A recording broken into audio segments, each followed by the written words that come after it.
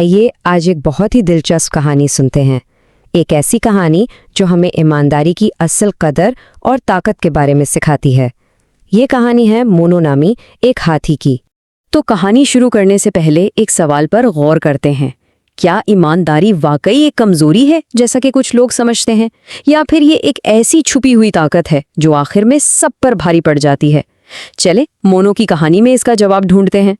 تو کہانی کے پہلے حصے میں آئیے ملتے ہیں ہماری کہانی کے ہیرو مونو سے، ایک ایسا کردار جسے اس کی اپنی ہی سب سے بڑی خوبی کی وجہ سے غلط سمجھا گیا۔ تصور کیجئے گھنے سرسبز جنگل کا، اسی جنگل میں رہتا تھا ایک ہاتھی جس کا نام تھا مونو۔ یہیں سے ہماری کہانی کا آغاز ہوتا ہے۔ یہیں پر آ کر کہانی دلچسپ ہو جاتی ہے۔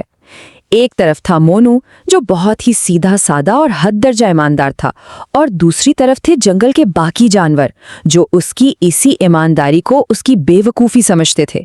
ان کا خیال تھا کہ مونو دنیا داری نہیں جانتا۔ اور پھر مونو کی زندگی میں ایک ایسا موڑ آتا ہے جہاں اس کے کردار کا اصل امتحان ہوتا ہے، ایک ایسی آزمائش جو یہ ثابت کرنے والی تھی کہ وہ واقعی کون ہے۔ ہوا یوں کہ ایک دن جب وہ دریا کنارے ٹہل رہا تھا تو اچانک اس کی نظر پانی کے قریب چمکتی ہوئی ایک چیز پر پڑی۔ یہ ایک سکہ تھا جو دھوپ میں چمک رہا تھا، بظاہر ایک چھوٹی سی بات، لیکن یہی وہ لمحہ تھا جو سب کچھ بدلنے والا تھا۔ اب یہاں ایک لمحے کے لیے رک کر سوچیں۔ وہ چاہتا تو آرام سے یہ سکہ اٹھا کر اپنے پاس رکھ سکتا تھا، ہے نا؟ آس پاس کوئی دیکھ بھی نہیں رہا تھا۔ یہ اس کی ایمانداری کا سب سے بڑا امتحان تھا۔ لیکن نہیں، مونو کے ذہن میں لالچ کا خیال تک نہیں آیا۔ اس کا پہلا خیال یہ تھا کہ یہ سکہ یقیناً کسی کا گر گیا ہے، مجھے اس کے مالک کو ڈھونڈ کر اسے واپس کرنا چاہیے۔ ایک لمحے کی بھی ہچکچاہٹ نہیں۔ اور وہ صرف سوچتا نہیں رہا بلکہ اس نے واقعی کوشش کی۔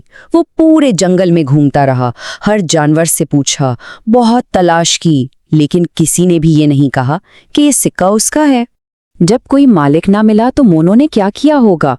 اس نے یہ نہیں سوچا کہ چلو اب یہ میرا ہے، نہیں، وہ مایوس ہو کر واپس اسی دریا کے پاس گیا اور یہ سوچ کر سکے کو پانی میں ڈال دیا کہ یہ جہاں سے ملا تھا وہیں واپس چلا جائے۔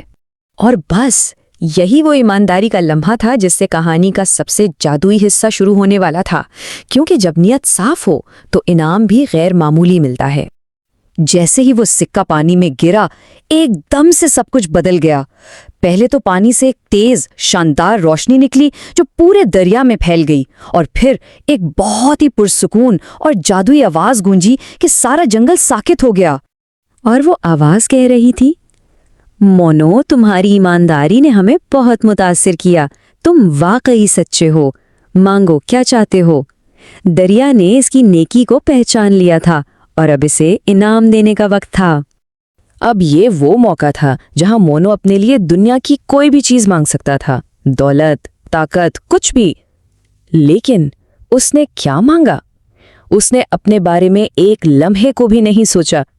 اس کی صرف ایک خواہش تھی، میں اور کچھ نہیں چاہتا، بس میرے جنگل کے سارے جانور خوش اور آباد رہیں۔ اس نے ان کے لیے خوشی مانگی جو ہمیشہ اسے بے وقوف سمجھتے تھے۔ اور اس کی اسی بے لوث خواہش نے سب کچھ بدل کر رکھ دیا۔ یہیں سے شروع ہوتا ہے کہانی کا آخری اور سب سے اہم باب، ایمانداری کا سبق۔ جیسے ہی اس نے یہ دعا مانگی، پلک جھپکتے میں جیسے کسی نے جادو کی چھڑی گھما دی ہو، جو جنگل تھوڑا مرجھایا ہوا تھا وہ اچانک سرسبز اور شاداب ہو گیا۔ اور یہ صرف دکھنے میں ہرا بھرا نہیں ہوا، بلکہ درخت میٹھے میٹھے پھلوں سے لد گئے، ندیوں کا پانی شفاف اور میٹھا ہو گیا، مطلب ہر طرف خوشحالی ہی خوشحالی تھی۔ مونو کی ایک خواہش نے سب کی زندگی سنوار دی۔ اور یہ سب دیکھ کر آخرکار جنگل کے دوسرے جانوروں کو اپنی غلطی کا احساس ہوا۔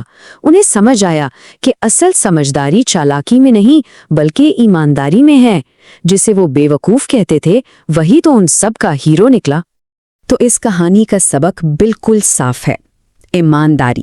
شاید شروع میں ایک مشکل اور خاموش راستہ لگے، لیکن آخر میں یہی وہ طاقت ہے جو نہ صرف آپ کو انعام دلواتی ہے بلکہ آپ کے آس پاس کی پوری دنیا کو خوبصورت بنا دیتی ہے۔